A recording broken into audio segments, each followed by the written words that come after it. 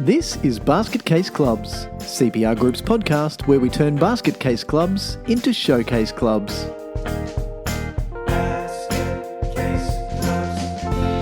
G'day everyone and welcome back to Basket Case Clubs. I'm Michael Connolly from CPR Group, and joining me as always is my partner in crime and fabulous brother, Steve Connolly. Welcome back, Steve. G'day, Meg. Thank you. Yes, I've missed our chats. It's been a couple of weeks. I've been off on baby duties and not getting much sleep, but that's all right. You know, we have to say it's all worth it in the end.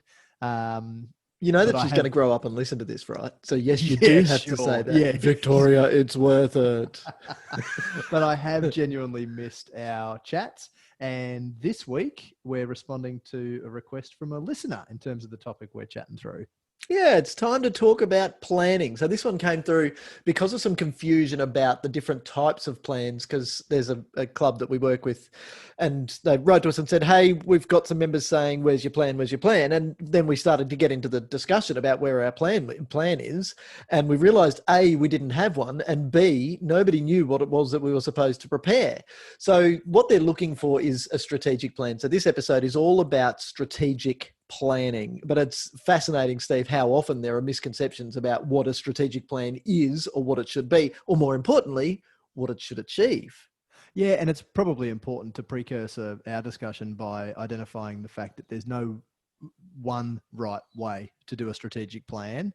Often, you know, we hear from people in councils, state government positions, and so on, who have a very clear preconceived idea as to exactly what a strategic plan should look like.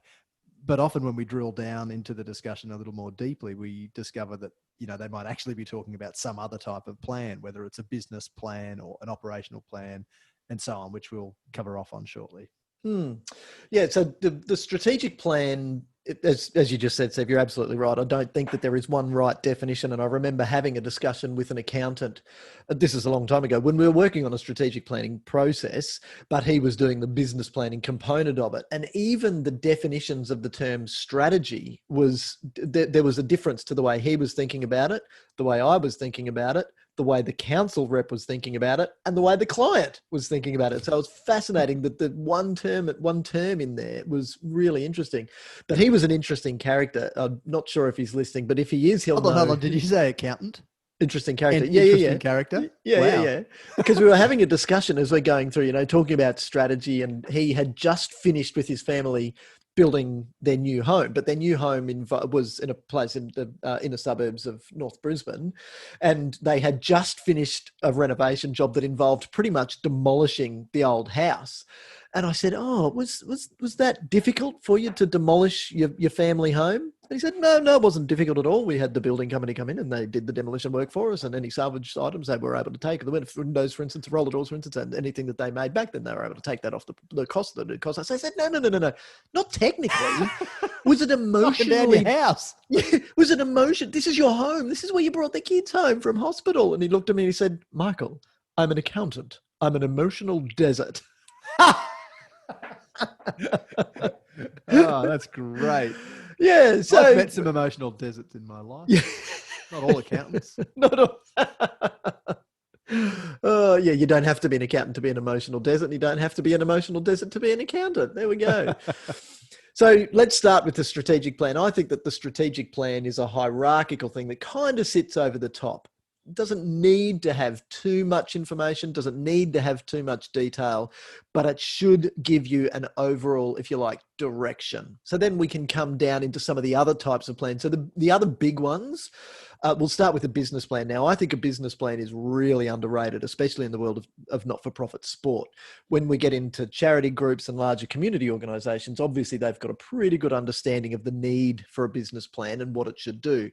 But in the world of sport, often the link between a business plan and the business is just missing. So they'll have a business plan that has a few nice words in it, but then you go looking for the financials and the projections and the analyses and the market analysis, and you go, there's nothing here.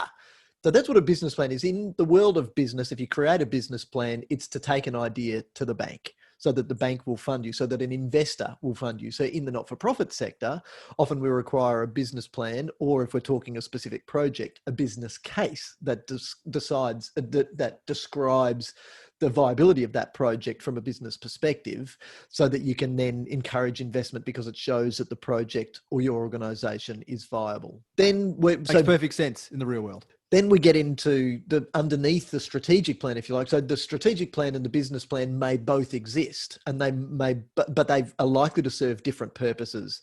In my opinion, or what we'll talk about today, is the way to create a strategic plan that is strategic, that builds connection to your organization. It doesn't necessarily specifically request investment in your organization, but it is certainly a tool to encourage investment. Now, whether that's investment of time from a volunteer, investment of another season from a member, or investment by government through grants, it still creates the picture of who you are and what it is that you're trying to achieve.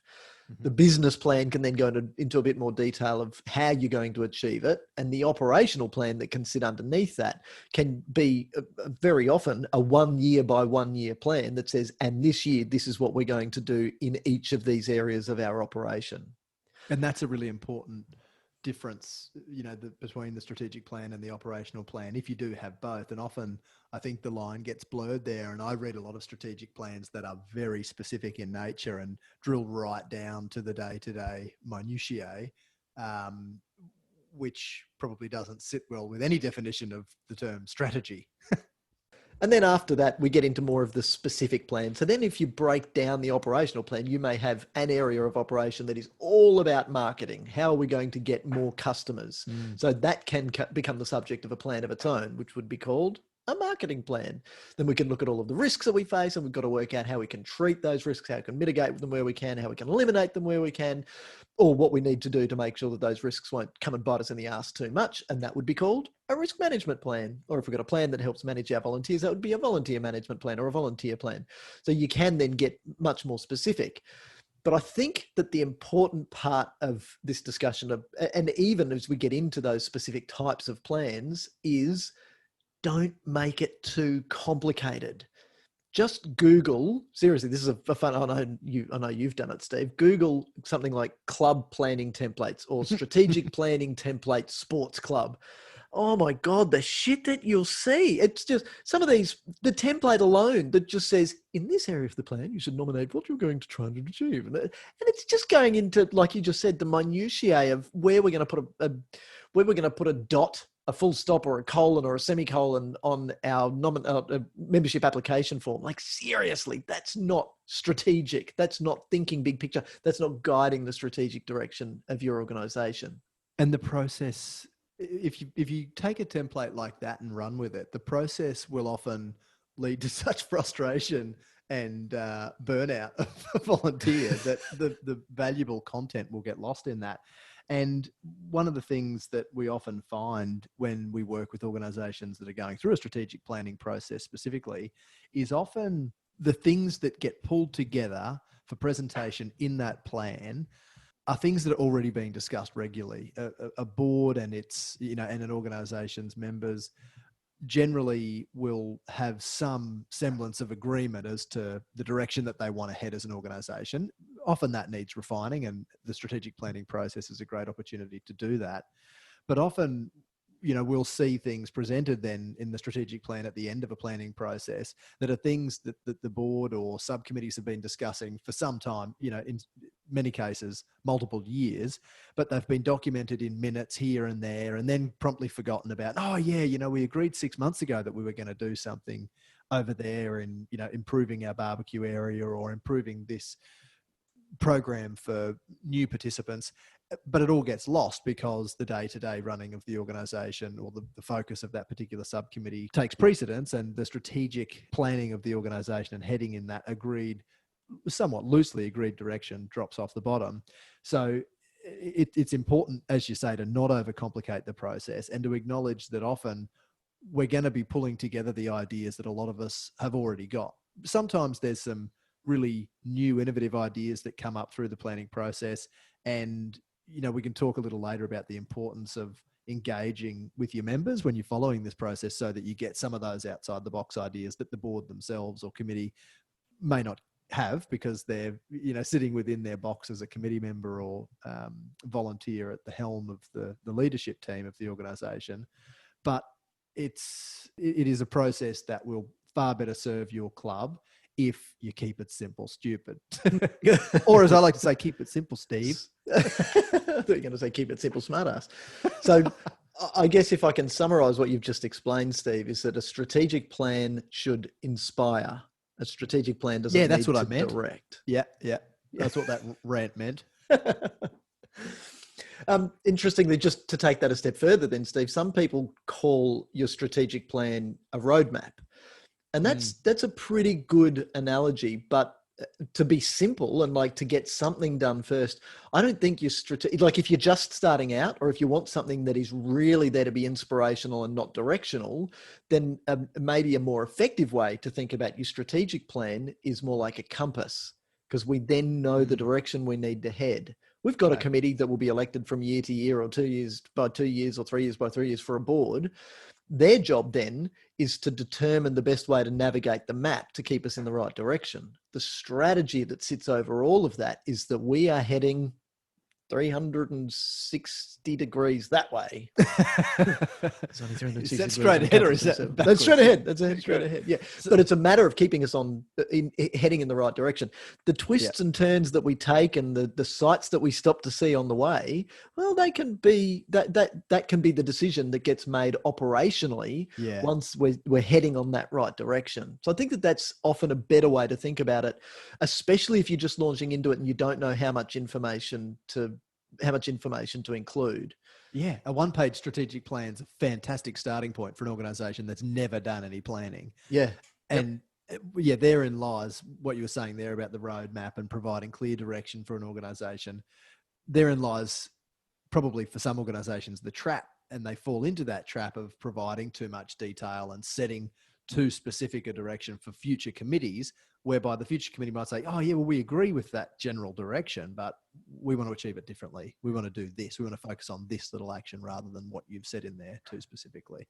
You're so polite, Steve. But funnily, what generally happens when you've got a whole heap of words in a strategic plan, that's 48, 56, 109 pages long, is the next committee comes in and doesn't look at it and say, well, yes, we agree with that. If they look at it and go, holy shit, that's too many words.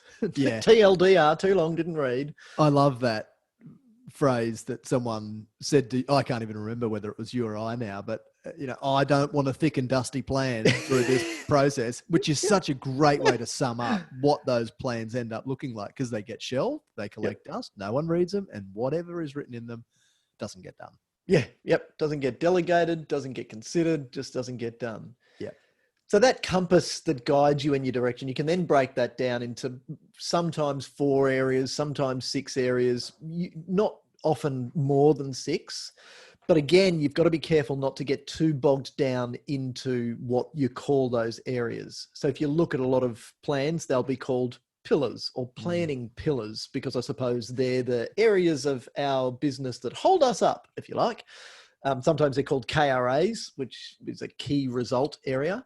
I remember the story I used to tell about the government employee that I was in a meeting with in the city, worried about how long I've been sitting here wasting time with this bloke because my parking is about to run out. And he seriously stood at the whiteboard and debated with himself, because the rest of us weren't participating in his discussion, the difference between a KRA, a key result area, and a result area. Are you kidding? Seriously. Anyway, so can you quickly summarize the difference for us? Oh no, actually that would assume you actually paid attention. Yeah, it's going to assume that I paid heed to the fact that he's fart-assing around trying to come up with the right name for something rather than focusing on it being the right something. That's a really good point, and aligned with the premise of not overcomplicating the process and not getting bogged down in the crap that realistically, there's so much jargon in the planning world and, so much noise that causes people to get to switch off, a bit of wank in the planning space, if you will. Yep. So yeah, that's a great story to highlight that far out. Okay, so then when I after that, I thought, this is just a joke. I'm not a management consultant. I'm trying to help clubs. I'm trying to help volunteers in clubs achieve better results. So I got the shits with it and said, that's just ridiculous. No, this dude was debating with himself the difference between an RA and a KRA, and nobody cares. So I said, I'm going to make up my own. Remember? Then we came up Yeah, with I do. CIA. So we thought a club improvement area. And I remember, this is an even better story. I remember sitting in my office late one night and Chris, who's now no longer even a teenager, so he's not a little boy anymore. But when he was a little boy, he came in and looked over my shoulder to say, Daddy, it's time for you to come and read me a good bedtime story, please. But he looked, and he could read himself by this stage. And he looked at my screen and said, CIA? Whoa, Daddy, I didn't know you worked for the CIA, because I'm sitting here working on a club plan. I didn't know you worked for the CIA. And he's got these eyes are bright, because at the time he's reading all of those books about the 14-year-old spy who's got to save the world. Daddy, I didn't know you worked for the CIA. And, at that time I could have taken the opportunity to say, well, son, we're actually talking about removing wank words from management speak and we're making our own up and it's a club improvement area because we're trying to improve club. No, instead I just said, don't tell Mum. I should talk to him, because when the kids are talking to people. Did you ever clear that up? What does your dad do? I don't know, but people come around in the middle of the night with big bags and leave with money. So I don't know. Anyway, so that's enough. That's enough stories. So some people get far too caught up in the terminology to realize that it's actually valuable in just having the compass and saying, we want to go in this direction. So don't worry about what you call it. Just start planning. But even more important than the words on the page, even more important than the title that we give those words, is the emotion that's in those words. You really want it to have emotional juice. You want this thing, again, you want it to inspire, not direct. So when you're coming up with those pillars, very often we'll get things like positive participation or viable financial situation. Where's the fun in that? Like, seriously, come up with something like, we are a financial powerhouse.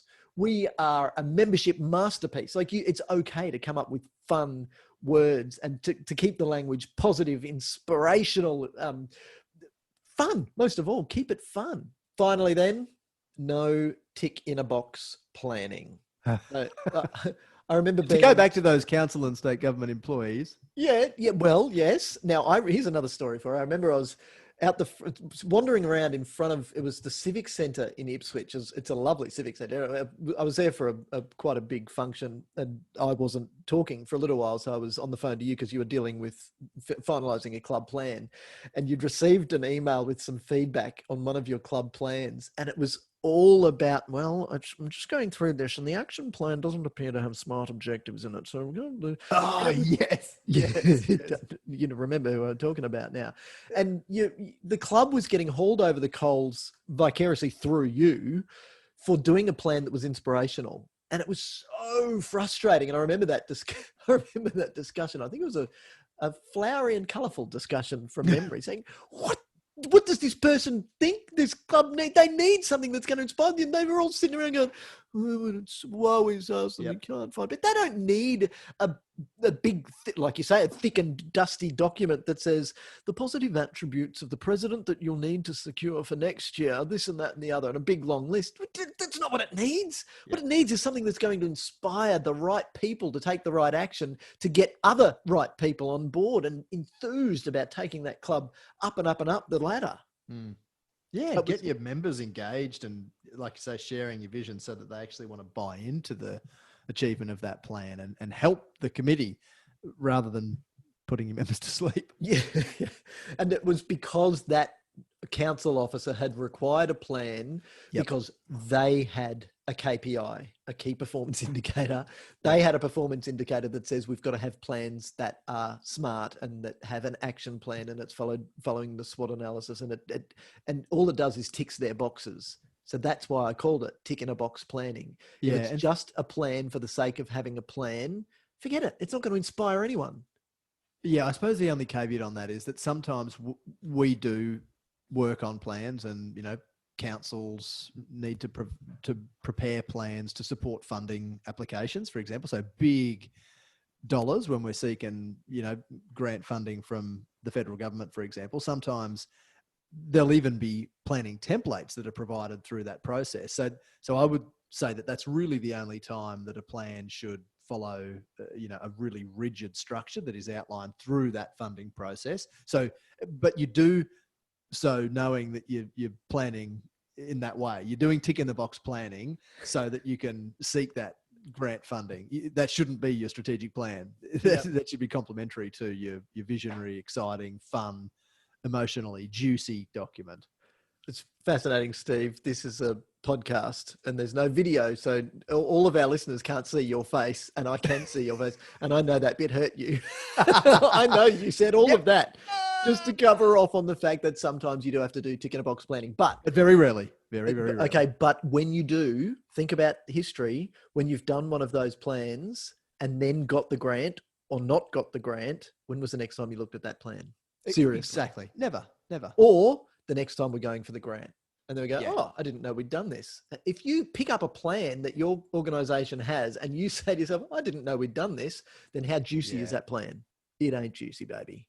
That's not going to inspire anyone. All right, so let's get into the how-to now, Steve. How should a club go about preparing a plan? We don't necessarily think that there's one right way to start a plan or one order that it needs to follow. But there are some points that we like to get in the right order so that we stay on track from the start all the way through to the end and can actually then achieve some results with the plan. Yeah, and we always recommend starting with the elephants in the room. You know, so often we are involved in a planning discussion and it's really emotionally engaging and people are enjoying the discussion because it's removed them from the day-to-day stuff that sometimes gives them the shits and, you know, takes up too much time. So they're focusing on the future and they're thinking about the exciting opportunities that lie ahead for the club. And then at the end of that discussion or the end of that planning weekend, someone says something, oh yeah, that's all well and good, but it's not going to work because of this. And there's some elephant in the room that's been bubbling away under the surface, that's been in the minds of all of the club members during that discussion or planning process, that gets pointed to right at the end of the discussion, and it deflates everyone. And all of the, you know, valuable contributions that people have made somewhat get lost, and we focus on that one problem, you know, that exists, whether it's anything. You know, I've been involved in so many discussions that end with that. And there's a huge range of things that people raise, but start with that. Just point to the problems at the outset. And it's often a process that uncovers very interesting issues, and then we can attack them head on. Because often, if we talk about all the exciting stuff and we don't acknowledge the fact that there are some things holding us back, we're not getting the most out of the process. So we always recommend starting there. So for those that are unfamiliar with the term "the elephant in the room," it may just, you know, we're crossing cultural boundaries here, Steve. The elephant in the room is that topic that is a bit awkward or uncomfortable that everyone knows about, but nobody talks about it because we don't want to make people uncomfortable. Yeah. So if you don't know what an elephant in the room is, just go and listen to a few of our episodes about the conflicts that arise in clubs. And that will give you the example. The elephant may be, we share a ground with another sport and we just don't get on. An elephant in the room may be, our president has been here for 11 years and has stopped bringing good ideas and really needs to go.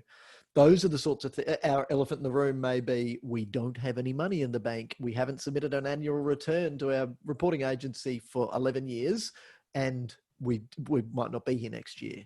It's probably really sorry to jump in. It's probably really important to highlight here that often it takes an outside perspective to identify some of those elephants that you just mentioned then as well. Yeah. So often people don't look at the audited financial statements in a critical way because, it just looks the way that it's always looked. You know, it looks like it's laid out the same way. We've made a bit more or a bit less here. Yep. Bottom line's black. But when people like us come in and have a critical look at that document, or we have a open discussion about the tenure of committee members, and we can pretty quickly identify some of the interpersonal relationships that are difficult amongst committee members, for instance. Prickly, maybe? Prickly, yeah, some prickly characters.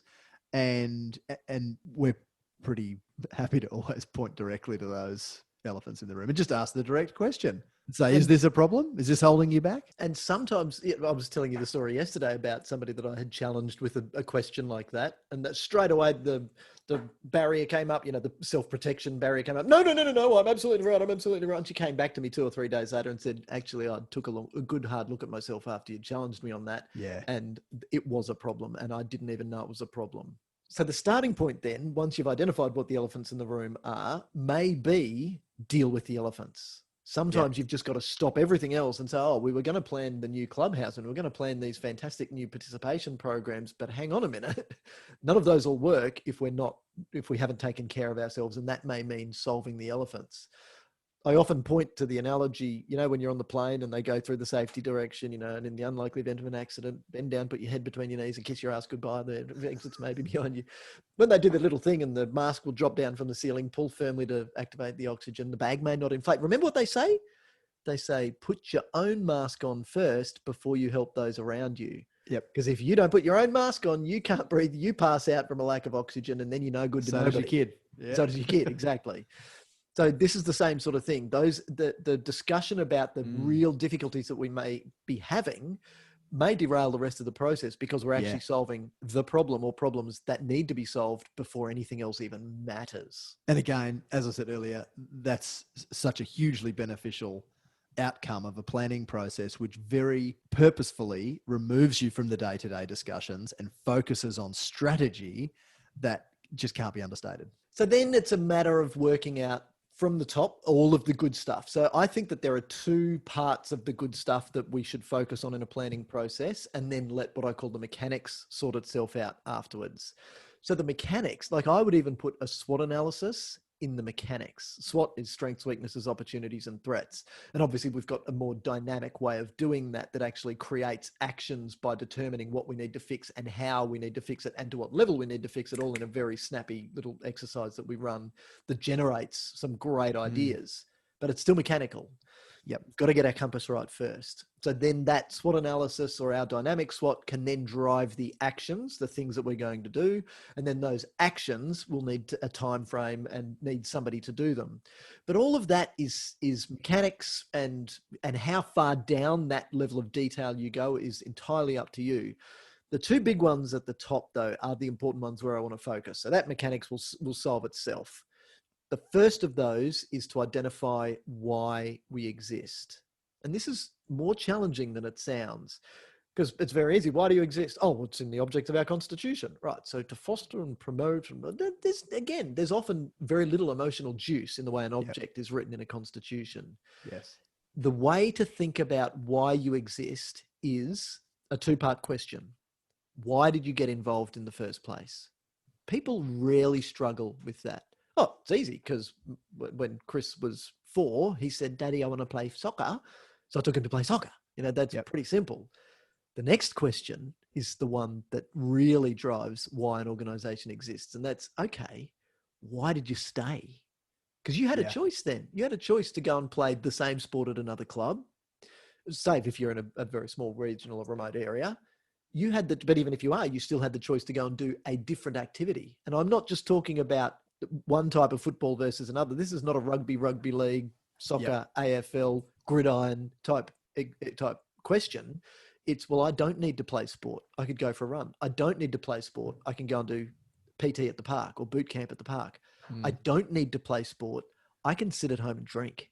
I don't need to play sport. I can go to the pub and gamble. So when you broaden it out, we're actually talking in sports time, but we're talking leisure time and recreation time as well. I don't need to join a club because I can just go and read more stories to Chris. Yep. So when you look at it in the big picture like that, what is it that kept you here?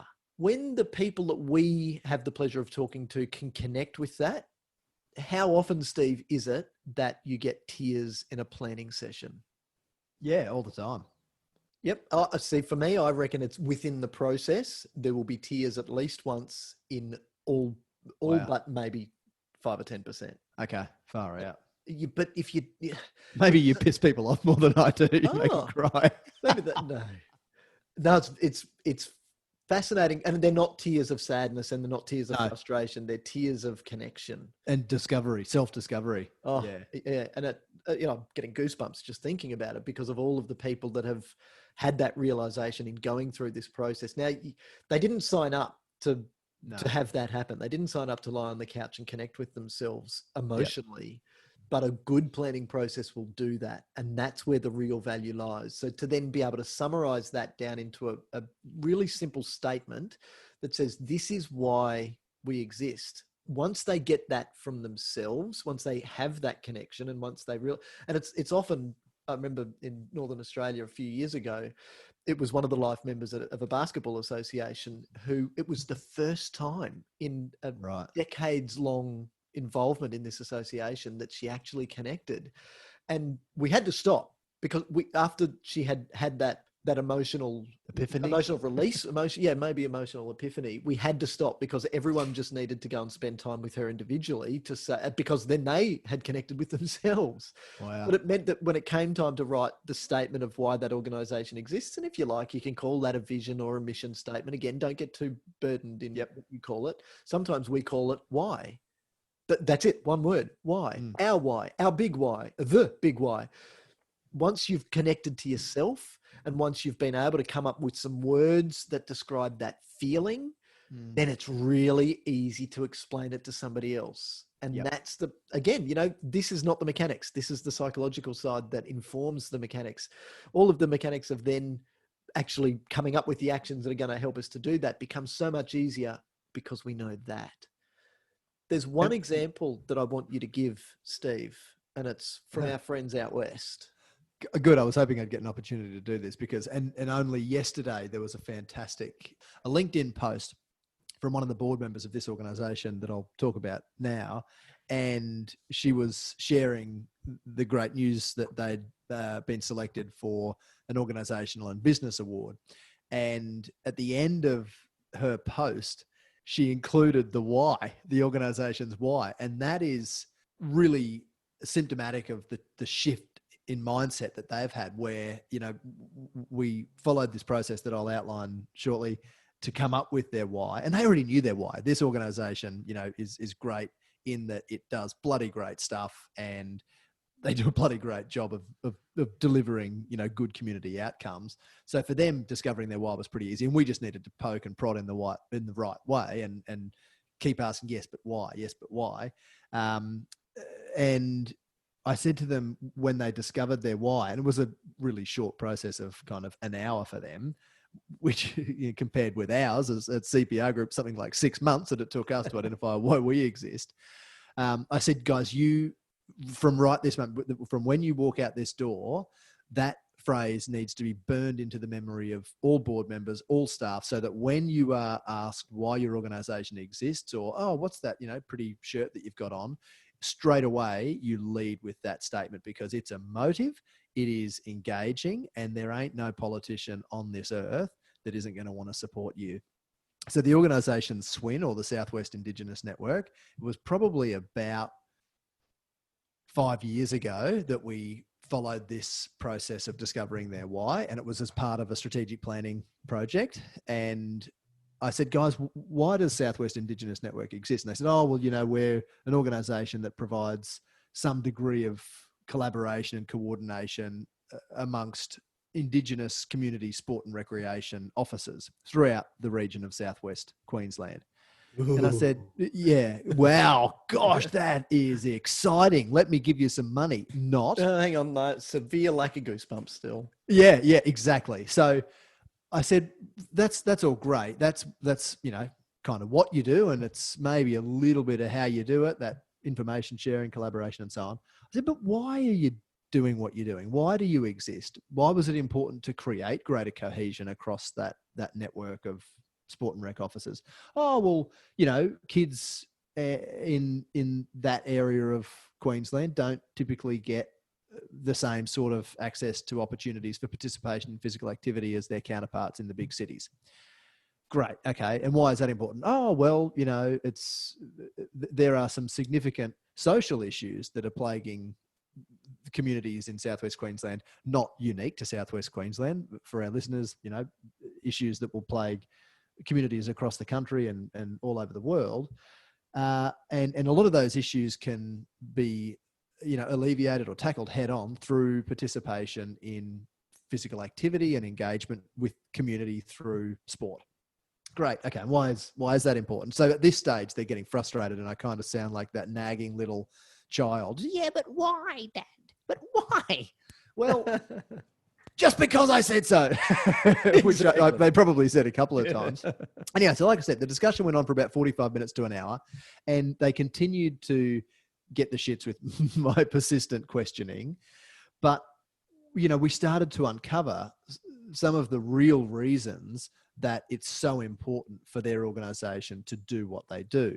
So eventually we got to the stage where we agreed to a sentence, and that sentence reads something like this: SWIN exists to ensure that through sport, culture, and community, Indigenous Australians can have a better quality of life and live longer.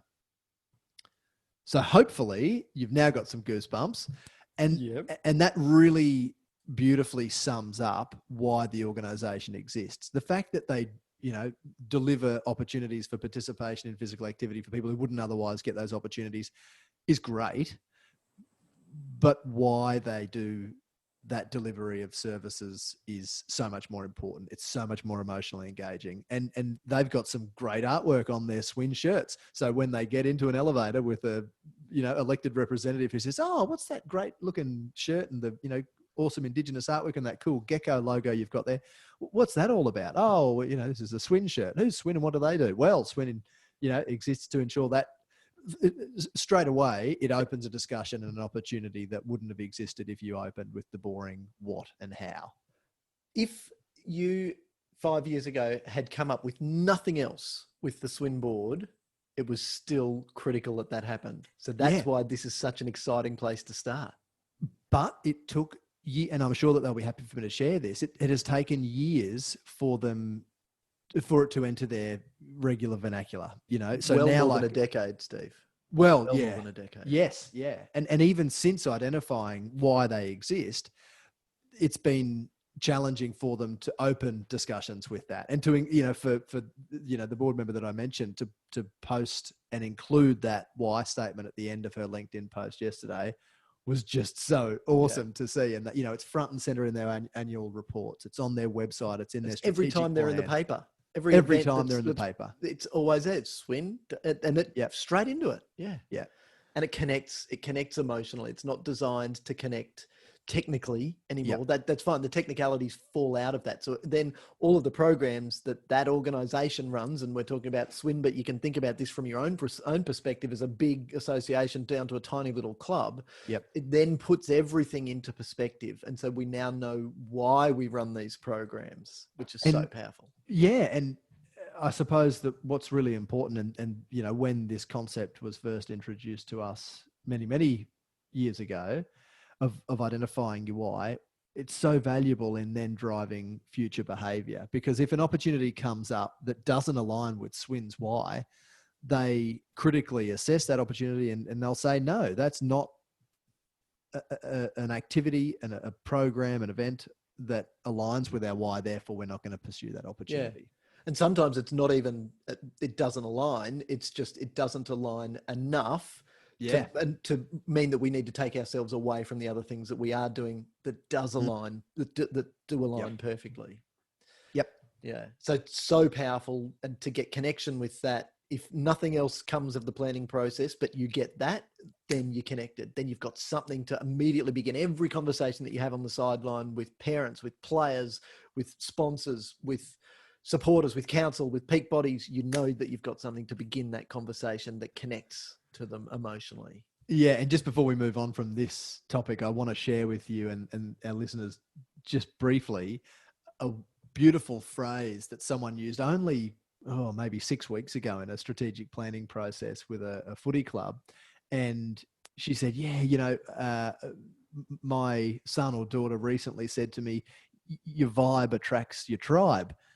And I think that really, clearly sums up why it's important for us to clarify our why as this club. I think that probably sums up why it's really important for you to identify why, because why you got involved in the organization and, why you stayed is probably, at least in some ways, similar to why other people are interested in, join and stick around within the organization. And when you put words on it, sometimes that connects with people in a way that they didn't realize they needed. Oh, that's actually what I'm looking for. I'm looking for something and you've put the words around that, something, Yes. that feeling that I'm chasing. Yes, I want to be involved. And now I So, got goosebumps, and now I'm emotionally engaged. yeah, yeah. And just try and move. Just try and go and spend Saturday on the couch drinking beer instead of going out and being out there and participating with your family and your friends. Yep.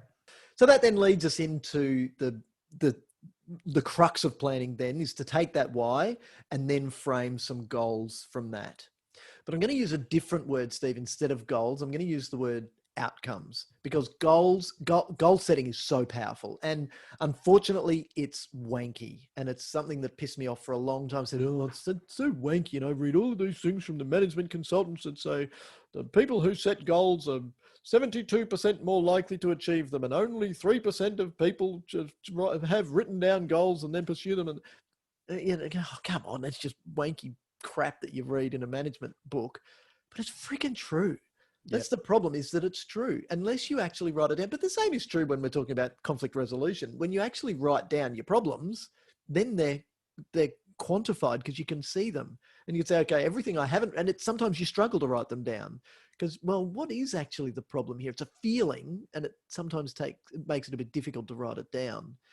But the same thing is true for goals. They can be difficult to write down because you need to focus on what you actually want to achieve. And so that's why an outcome is something that we achieve. The goal is something that we want to achieve. So it's just a tiny little change in words. You can call it what you like, but sometimes just using the right language inspires you to say, oh, if I'm going to write this down, it means we have to do things to achieve it. Yes, I'm committed. And so then it makes you write down the right thing as well. There are plenty of ways to think about setting goals, but the one way that you're not allowed to use, in my humble opinion, is to use SMART goals. A SMART goal is an acronym for specific, measurable, agreed, realistic, and time-framed, or sometimes time-bound. Okay, that's fine. Let's break it down. Specific, I know what you're talking about. Yep, tick, happy with that. Measurable, I know what to look for to make sure we've been successful, that we have achieved what we set out to achieve. Yep, I'm happy with that. Agreed. It means that we've actually worked together, and it's not just Steve squirreling away in the corner, Steve as the treasurer of the football club squirreling away in the corner writing what Steve wants, because that's not the club's plan, that's Steve's plan. And what sort of buy-in you're going to get? Probably very little. So agreed means that we have been through a process. Skip one and go to the time frame. Okay, that's fine because it's setting when we want to achieve it. So I'm happy with that. But I got a problem with the R, the realistic. And it's because realistic, when you look at what it means that you go and read those templates that you'll find when you Google. It says something like to increase membership by 5%. That's realistic. That's realistic. Okay, we're coming out of freaking COVID. Just the fact that people are going to get off their asses in 2021 and go and play sport again is going to increase you by more than 5%. Good on you, And now it's an Olympic year too. Yeah. Yeah. So we're just going to benefit from that. Rising tide lifts all boats. So that's crap. So that's where I've got the problem. And it doesn't, to increase membership by 5% is not juicy. There's no emotional juice in that. It's not going to inspire me to go and do anything or take any risks, which means that we're just going to keep doing what we've always done because we'll probably get that. So that's nothing. Now, to tell you a story about that happened earlier this year, I was in a group trying to explain to them what I meant by thinking big. And I was in a regional area. So it's a town of about, look, the region has about 12 or 13,000 people. It's a fairly big region. So the Regional Football Association, some new people on the committee, and they said, well, we've got 280, 290 players. I said, good. So what do you want? They said, what do you mean? Well, how many players do you want? 280, 290. No, they said 300. And they thought that was thinking big. So you got 250, how many did I say they had? 280, 290. 280, 290. Okay, so let's say they got 280. I said, instead of saying, but moving from 280 to 300, because that's just going to happen as if you just don't suck, you're probably going to increase by 20. Yeah, or if you suck just a little bit less than the rugby club or the rugby league club, then you'll increase by that 20 members. I said, all right, what about saying instead of moving from 280 to 300, what if I write 2,800? What if I write you 280 and put another zero on the end, 10 times what you go? And they went, oh, we couldn't do that. I said, why not? And they said, well, for a start, there's not 2,800 kids in the town. Okay, so I wrote population.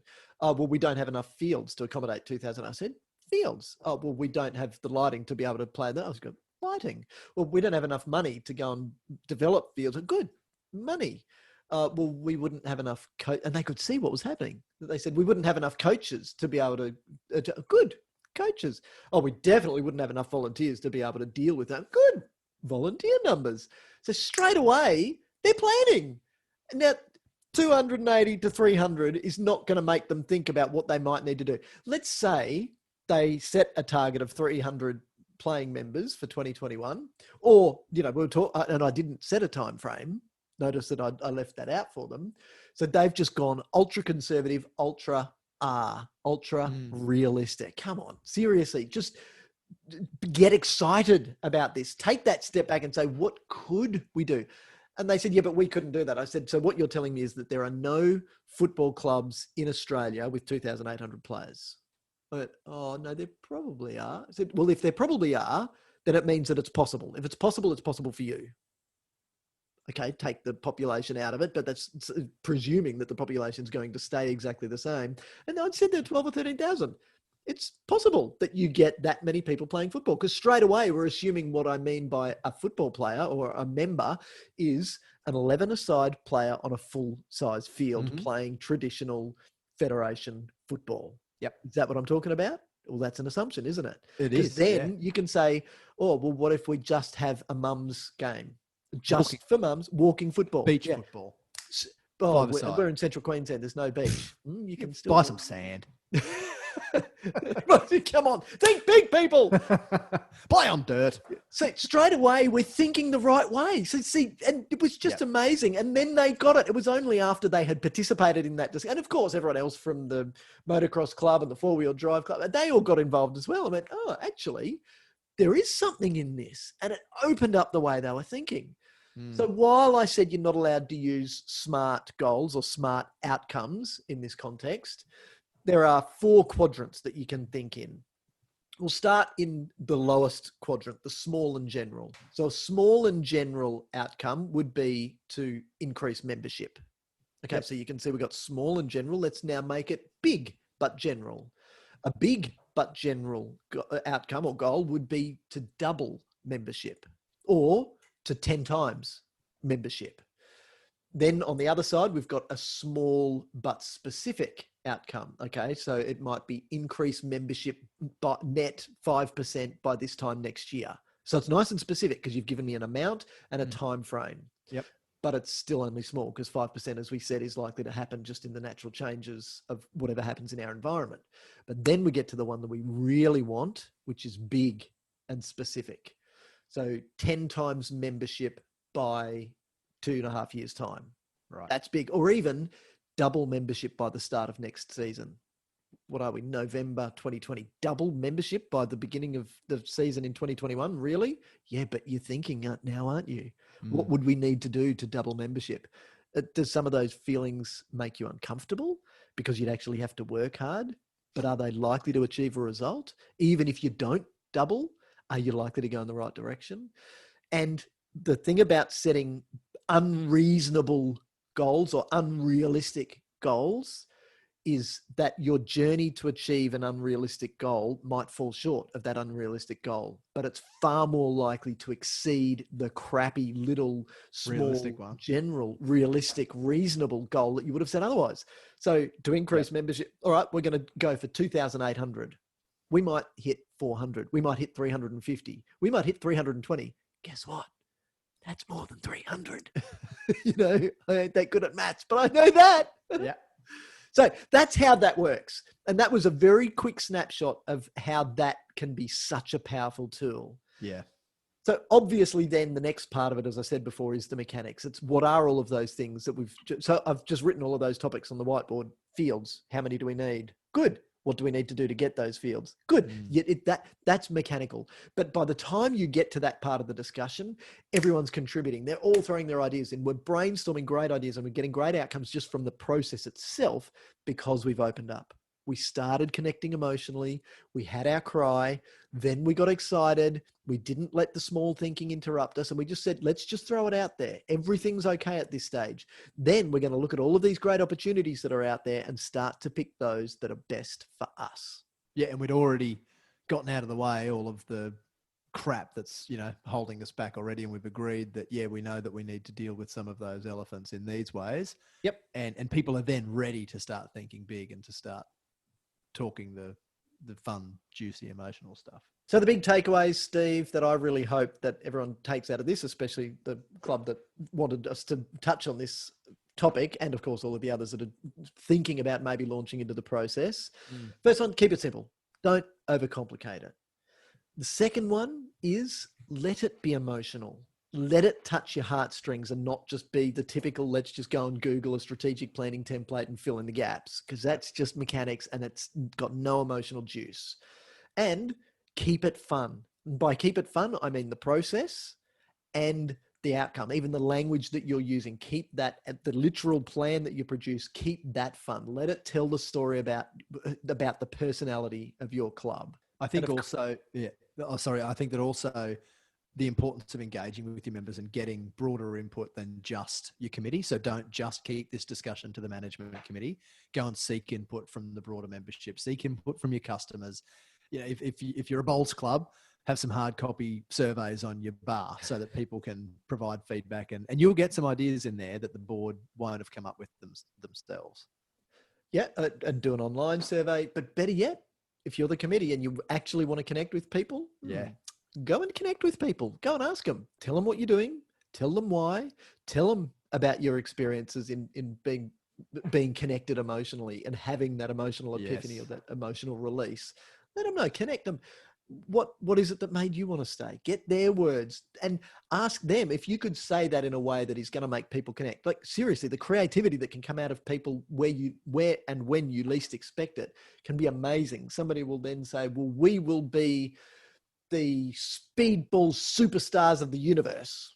Cool. There we go. Fantastic. Yeah. Good. And we write that down, and then that can go in our clubhouse. You never know where you're going to get these wonderful ideas. And further to that comment you just made, it's interesting. I don't know whether you have, but I've had some interesting feedback from listeners who, following on from our discussion about going and engaging with your members, you know, doing the schmoozing as the president or other key management committee member, and just creating meaningful connections with members that has such unexpected benefits that, you know, that they've, you know, really been challenged in their thinking about what their job is as a president, for instance.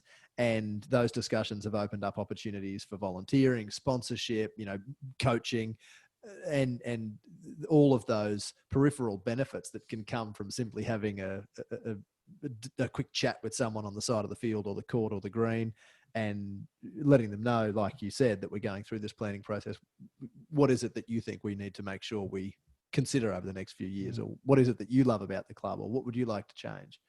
If you would like assistance, if you would like an outsider to do some of that challenging, to push the buttons and to really probe hard enough to make sure that you are getting connected and digging deep enough to find out what makes you and keeps you emotionally connected, then consider an external facilitator. Obviously, that's a big part of what we do, and we absolutely love it.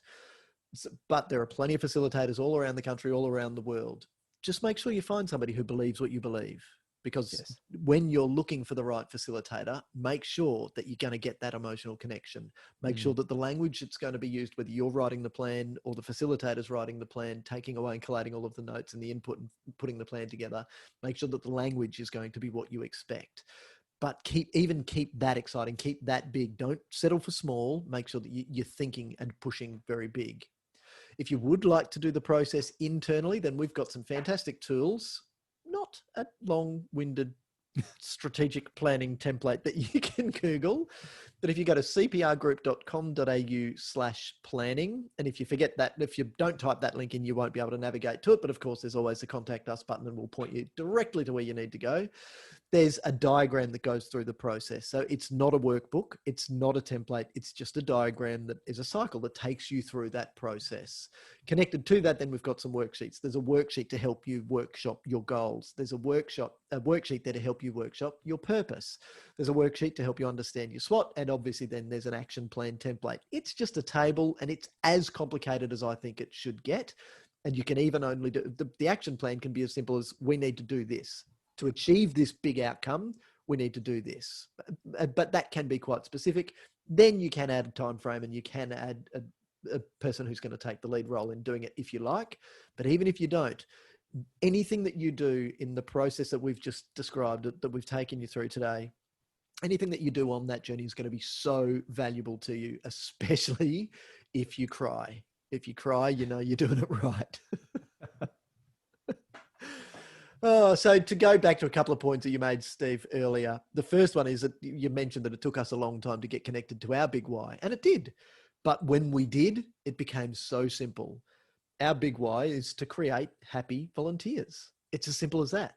Oh, what's a happy volunteer? Good. Now we're talking about the right question. A happy volunteer is somebody who gets to spend only the amount of time volunteering that they want to, and while they're volunteering, doing the volunteer work that they love.